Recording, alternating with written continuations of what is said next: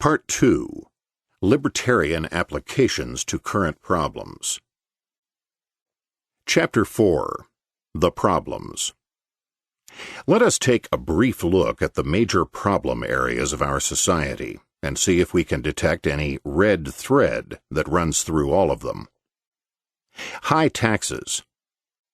High and rising taxes have crippled almost everyone and are hampering productivity, incentives, and thrift, as well as the free energies of the people. On the federal level, there is a rising rebellion against the burden of income taxes, and there is a flourishing tax rebel movement with its own organizations and magazines, which refuses to pay a tax which it regards as predatory and unconstitutional. On the state and local levels, there is a rising tide of sentiment against oppressive property taxes. Thus, a record 1.2 million California voters signed the petition for the Jarvis-Gann Initiative on the 1978 ballot, a proposal which would drastically and permanently lower property taxes by 2/3 to 1%, and place ceilings upon the assessed value of the property. Furthermore, the Jarvis-Gann Initiative enforces the freeze by requiring the approval of 2/3 of all registered voters in the state of California to raise property taxes beyond the 1% ceiling.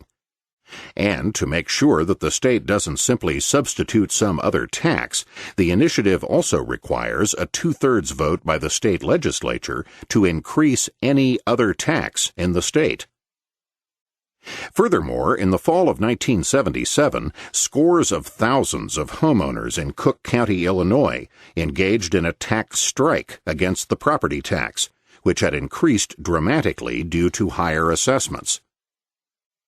It need hardly be emphasized that taxation, of income, property, or whatever, is the exclusive monopoly of government. No other individual or organization enjoys the privilege of taxation, of acquiring its income by coercion. Urban fiscal crisis. Throughout the nation, states and localities are having difficulty paying interest and principal due on their swollen public debt. New York City has already pioneered in a partial default on its contractual obligations. The urban fiscal crisis is simply a matter of urban governments spending too much, more even than the high taxes they extract from us. Again, how much urban or state governments spend is up to them. Once again, government is to blame. Vietnam and other foreign interventions. The war in Vietnam was a total disaster for American foreign policy. After countless people were murdered and the land devastated, and at an enormous cost in resources, the American-supported government finally collapsed in early 1975. The disaster of the Vietnam War has properly called the rest of America's interventionist foreign policy into severe question, and was partly responsible for Congress's putting a brake on U.S. military intervention in the Angolan fiasco. Foreign policy, of course, is also an exclusive monopoly of the federal government. The war was waged by our armed forces, which, again, are a compulsory monopoly of the same federal government. So the government is wholly responsible for the entire war and foreign policy problem, as a whole and in all of its aspects. Crime in the streets. Consider, the crime in question is being committed, by definition, on the streets. The streets are owned almost universally by government, which thereby has a virtual monopoly of street ownership. The police, who are supposed to guard us against this crime, are a compulsory monopoly of the government. And the courts, which are in the business of convicting and punishing criminals, are also a coercive monopoly of the government. So government has been in charge of every single aspect of the crime in the streets problem. The failure here, just as the failure in Vietnam, must be chalked up solely to government. Traffic congestion. Once again, this occurs solely on government-owned streets and roads. The military-industrial complex. This complex is entirely a creature of the federal government. It is the government that decides to spend countless billions on overkill weaponry. It is the government that hands out contracts, the government that subsidizes inefficiency through cost-plus guarantees, the government that builds plants and leases or gives them outright to contractors. Of course, the businesses involved lobby for these privileges, but it is only through government that the mechanism for this privilege and this wasteful misallocation of resources can possibly exist. Transportation. The crisis of transportation involves not only congested streets, but also decaying railroads, overpriced airlines, airport congestion at peak hours, and subways, for example, New York City, that are suffering deficits and visibly heading toward collapse. Yet the railroads were overbuilt from extensive government subsidies, federal, state, and local, during the 19th century, and have been the most heavily regulated industry for the longest period of time in American history. Airlines are cartelized through regulation by the Civil Aeronautics Board, and subsidized through such regulation, mail contracts, and virtually free airports. Airports for commercial lines are all owned by branches of the government, largely local. The New York City subways have been government-owned for decades. River pollution. The rivers are, in effect, unowned. That is, they have been kept as public domain, owned by government. Furthermore, by far the biggest culprits in water pollution are the municipally owned sewage disposal systems. Again, government is at the same time the largest polluter as well as the careless owner of the resource. Water shortages. Water shortages are chronic in some areas of the country and intermittent in others, such as New York City. Yet the government, 1, via its ownership of the public domain, owns the rivers from which much of the water comes, and 2, as virtually the only commercial supplier of water, the government owns the reservoirs and water conduits. Air pollution. Again, the government, as owner of the public domain, owns the air. Furthermore, it has been the courts, owned solely by the government, which, as an act of deliberate policy, have for generations failed to protect our property rights in our bodies and orchards from the pollution generated by industry. Moreover, much of the direct pollution comes from government-owned plants. Power shortages and blackouts. Throughout the land, state and local governments have created compulsory monopolies of gas and electric power, and have granted these monopoly privileges to private utility companies, which are then regulated and have their rates set by government agencies to ensure a permanent and fixed profit.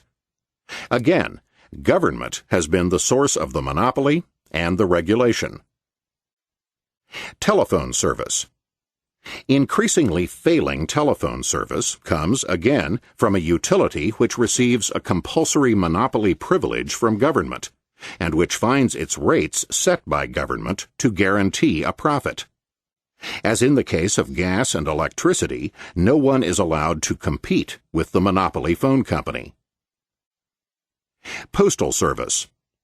Suffering from heavy deficits throughout its existence, the Postal Service, in stark contrast to the goods and services produced by private industry on the free market, has become steadily higher in price and lower in quality. The mass of the public, using first-class mail, has been forced to subsidize businesses using second- and third-class services. Again, the post office has been, since the late 19th century, a compulsory monopoly of government. Whenever private firms have been allowed to compete, even illegally, in delivery of mail, they have invariably provided better service at a lower price. Television. Television consists of bland programs and distorted news. Radio and television channels have been nationalized for half a century by the federal government, which grants channels as a gift to privileged licensees, and can and does withdraw these gifts when a station displeases the government's Federal Communications Commission. How can any genuine freedom of speech or of the press exist under such conditions? Welfare system. Welfare, of course, is exclusively the province of government, largely state and local. Urban housing. Along with traffic, one of our most conspicuous urban failures. Yet there are few other industries that have been so closely intertwined with government. Urban planning has controlled and regulated the cities.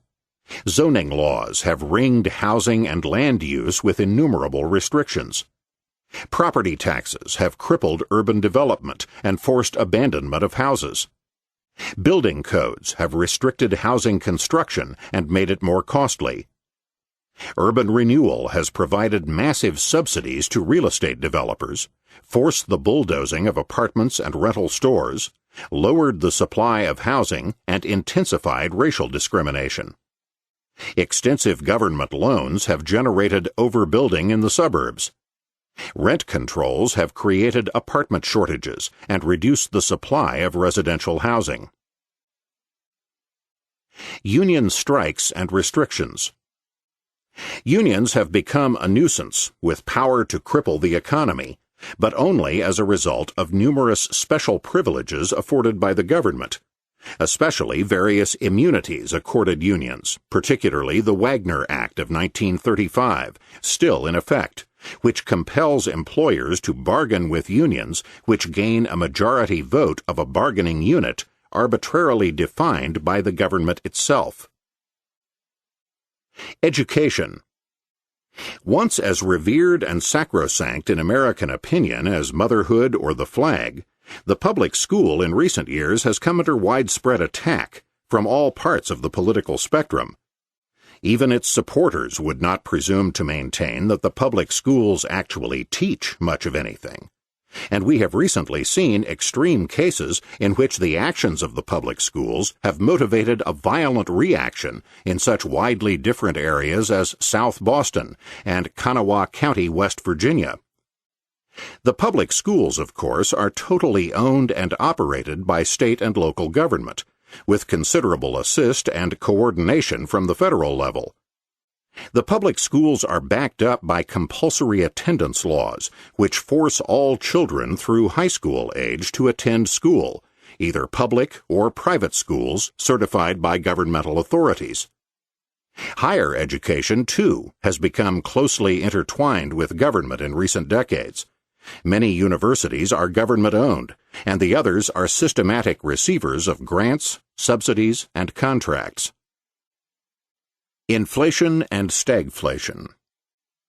The United States, as well as the rest of the world, has been suffering for many years from chronic and accelerating inflation, an inflation accompanied by high unemployment and persisting through severe as well as mild recessions.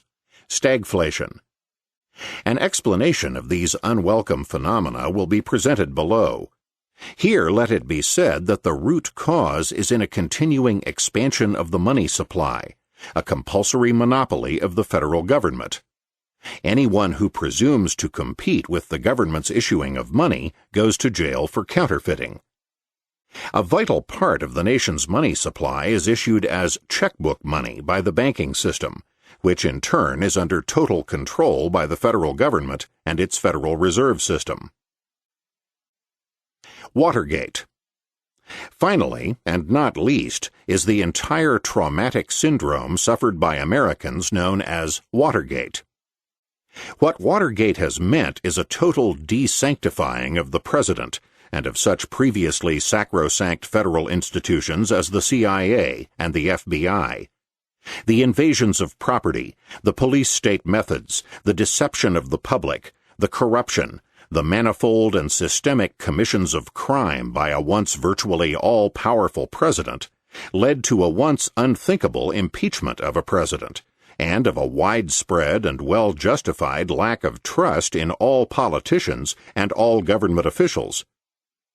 The establishment has often bemoaned this new pervasive lack of trust, but has not been able to restore the naive public faith of pre-Watergate days. The liberal historian Cecilia Kenyon once chastised the anti-federalists, the defenders of the Articles of Confederation and opponents of the Constitution, as being men of little faith in the institutions of government. One suspects that she would not be quite so naive if she were writing that article in the post-Watergate era.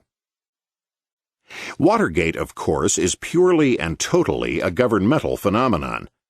The president is the chief executive of the federal government. The plumbers were his instrument, and the FBI and the CIA are governmental agencies as well. And it is, quite understandably, faith and trust in government that was shattered by Watergate. If we look around, then, at the crucial problem areas of our society, the areas of crisis and failure, we find in each and every case a red thread marking and uniting them all: the thread of government. In every one of these cases, government either has totally run or heavily influenced the activity. John Kenneth Galbraith, in his best-selling The Affluent Society, recognized that the government sector was the focus of our social failure, but drew instead the odd lesson that therefore still more funds and resources must be diverted from the private to the public sector. He thereby ignored the fact that the role of government in America, federal, state, and local, has expanded enormously, both absolutely and proportionately in this century, and especially in recent decades. Unfortunately, Galbraith never once raised the question, is there something inherent in government operation and activity, something which creates the very failures which we see abounding? We shall investigate some of the major problems of government and of liberty in this country, see where the failures come from, and propound the solutions of the new libertarianism.